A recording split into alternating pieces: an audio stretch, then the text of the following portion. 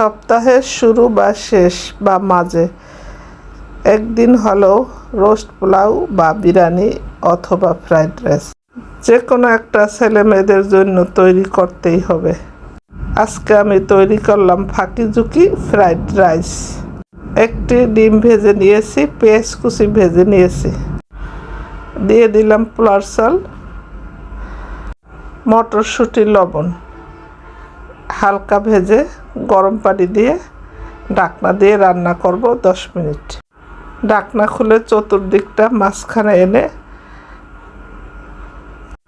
দিলাম কিছু কাঁচামরিচ, ডিম আর সামান্য একটু চিকেন ভাজা ছিল সেটা। এবার উল্টে পাল্টে সুন্দর মতো নেড়ে চেড়ে মিশিয়ে দিয়েছি উপর থেকে একটু ঘি ছড়িয়ে। এবার ঢাকনা দিয়ে 2-3 মিনিট রাখবো। তৈরি করে নিলাম ফাঁকিঝুঁকি ফ্রাইড রাইস।